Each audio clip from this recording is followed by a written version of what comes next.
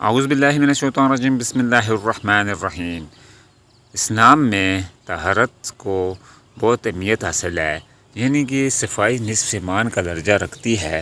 تو آج میرا موضوع بھی طہارت اور نفاست سے پاکیزگی، یعنی پاکیزگی کیا ہے، تھوڑی سی آپ لوگوں سے شیئر کرنا چاہوں گا۔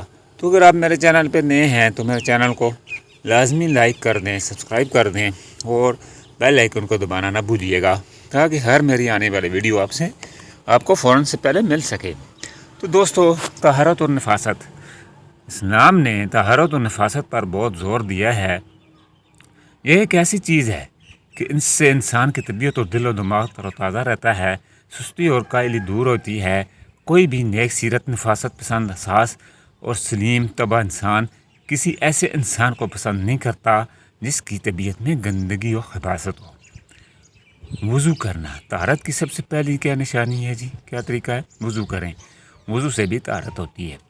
مباشرت کا پہلا ادب یہ ہے کہ پہلے آدمی وضو کا اہتمام کرے۔ اسلام انسان کو ہمیشہ باوضو رہنے کی تلقین کرتا ہے، یہاں تک کہ باوضو ہونا سونے کے آداب میں سے ہے۔ اسی طرح جماع سے قبل وضو اور جدید سائنس، یعنی کہ ہمیں اسلام نے بتایا کہ جماع سے قبل وضو کر لیں، تو اس کے بارے میں جدید سائنس کیا کہتی ہے؟ جماع دراصل مکمل سائنسی اور ایک شفائی عمل ہے۔ اس میں خون کی گردش تیز ہو جاتی ہے۔ جب اس عمل کے دوران خون تیز ہوتا ہے تو بلڈ پریشر ہائی ہو جاتا ہے۔ اس سے بچنے کے لیے وضو ایک مناسب اور موزوں عمل ہے۔ اگر جماع سے قبل وضو کر لیا جائے تو صورت انزال کی تکلیف میں فائدہ ہوگا۔ جماع سے پہلے اللہ کا نام لینا چاہیے، یعنی بسم اللہ الرحمن الرحیم پڑھنا چاہیے۔ اس عمل سے اگر کوئی بچہ ہوا تو قیامت تک اس کی نسل در نسل جتنے سانس لیں گے، آپ کے نامہ اعمال میں نیکیاں لکھی جائیں گی۔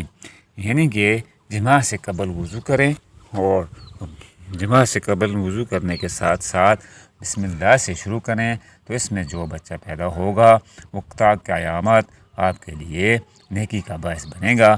تو یہ بہت اچھا عمل ہے، اس کو یاد رکھیں۔ اسی طرح جماع سے قبل یا جماع کے دوران فضول گفتگو سے اجتناب کرنا چاہیے۔ مباشرت کے وقت فضول گفتگو کرنا مکروہ ہے۔ اسی طرح جماع کے وقت بھی بولنا مکروہ ہے۔ حدیث پاک میں ہے، اس وجہ سے اولاد گونگی اور لکنت دار پیدا ہوگی۔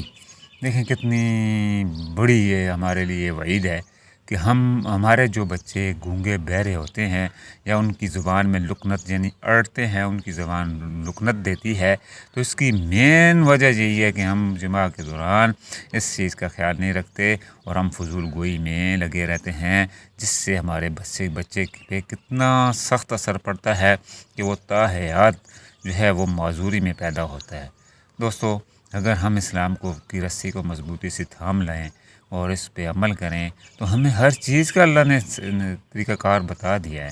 اب یہ ہم تک ہے کہ ہم اس کو کیسے یوز کرتے ہیں، ہم اپنی زندگی کو کیسے گزارتے ہیں۔ اس کے لیے اللہ نے یقین کریں جاگنے سے لے کر سونے تک اور سونے کے بعد تک ہر چیز ہمیں بتلا دی، ہر چیز سکھلا دی کہ آپ نے یہ کرنا ہے تو آپ کو یہ فائدہ ہے، آپ نے یہ نہیں کرنا آپ کو یہ نقصان ہوگا۔ لیکن ہم نے کیا کیا؟ ہم نے مغربی ثقافت کو فروغ دیا، اپنے آپ کو اور اپنے اسلام کو بھول گئے، ہم جو ہیں الٹے راستے پہ چل گئے، جس وجہ سے ہمارے نسلیں تباہ و برباد ہو رہی ہیں۔